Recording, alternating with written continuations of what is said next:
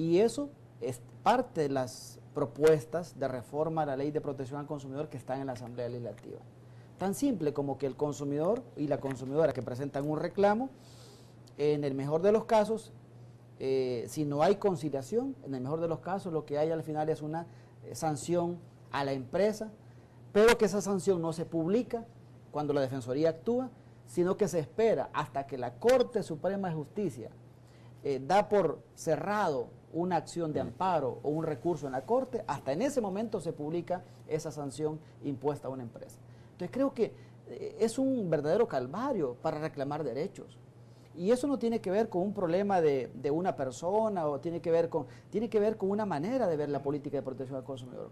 Nos parece que eso efectivamente es algo que tiene que cambiar en el país y es tomar las experiencias, y por eso, vuelvo y repito, creo que el conocer la experiencia española nos va a ayudar mucho en el país, porque nos puede permitir recoger elementos importantes, valiosos, que podamos incorporar en nuestra legislación, en nuestra política de protección al consumidor, y sobre esa base, con nuestra realidad, con nuestra experiencia, avanzar más sustancialmente. Armando, si te entiendo muy bien, hay legislaciones que lo que hacen es desincentivar, ¿no?, al consumidor y la consumidora, es decir, ponerle tantos tropiezos, tantos obstáculos, que al final tú desistes de ese proceso y terminas obviamente aceptando lo que el empresario al final o la empresaria Te dice. pongo el caso específico. Yo, consumidor o consumidora, tengo un problema con un producto.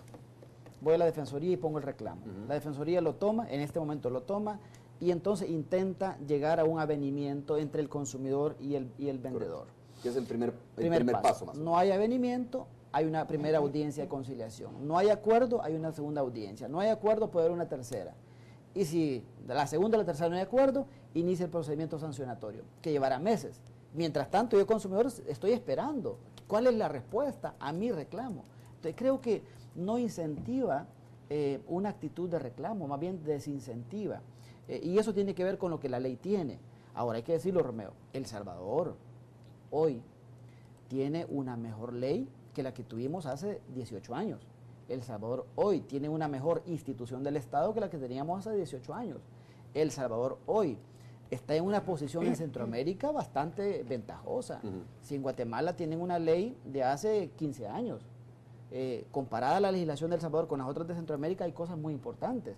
Creo que hay que reconocer que hemos avanzado, pero también en este reconocimiento... Pero también hay que preguntarse si se cumple la ley. En este reconocimiento tenemos que, uno, chequear si se está aplicando efectivamente la ley, y segundo, qué es lo que está impidiendo que se aplique efectivamente, y tiene que ver también con el incentivo a la mayor participación ciudadana. Yo creo que en la medida que la gente participa activamente, eso puede contribuir a una mayor defensa de nuestros derechos como personas consumidoras.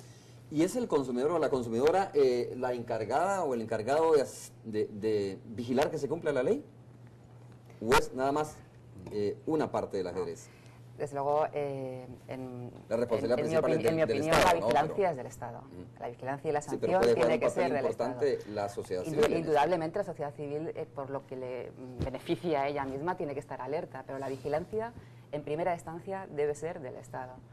Hombre, no solo en cuanto a lo que se refiere al control del cumplimiento de la normativa vigente en materia de consumo.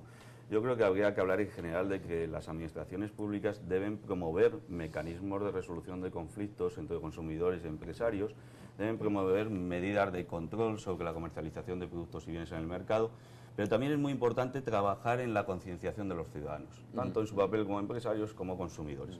Y fomentar un entorno de diálogo, un entorno de resolución amistosa, que es propio de la madurez democrática de un país para resolver sus cuitas, los problemas que tengan entre sí, y en ese sentido arbitrar medidas objetivas para llegar a los acuerdos.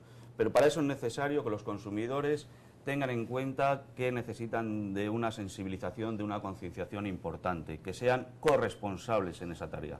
Y la corresponsabilidad alcanza no solo a reivindicar sus derechos mediante la participación, mediante la denuncia, como bien decía Ana, de que los ciudadanos puedan llevar a las autoridades públicas el conocimiento de infracciones o irregularidades que se estén produciendo y que estén perjudicando los intereses no solo particulares, sino generales de los consumidores y consumidoras, sino también es muy importante que lleven a cabo la corresponsabilidad a través del ejercicio de sus propios deberes como consumidores.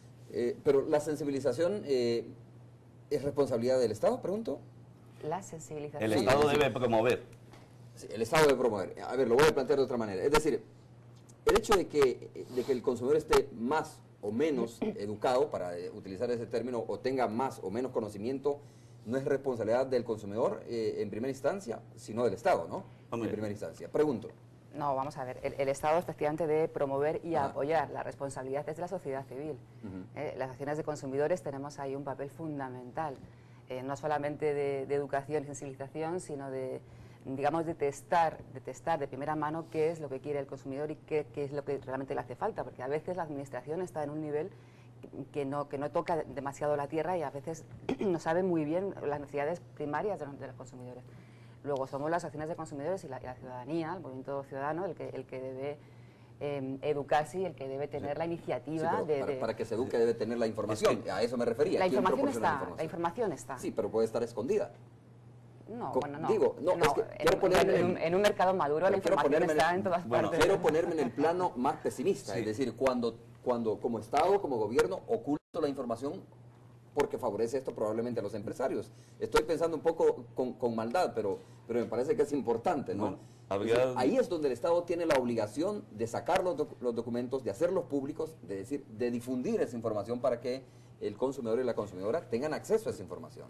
A eso me refiero. Es que la administración pública tiene dos tareas importantes en esta materia. Una, que como bien decimos, es promover. ¿Y promover qué es? Facilitar recursos técnicos y financieros para que los interlocutores legítimos en materia de derechos de los consumidores, que son las asociaciones de consumidores, lleven a cabo esa labor de sensibilización y de información a los ciudadanos.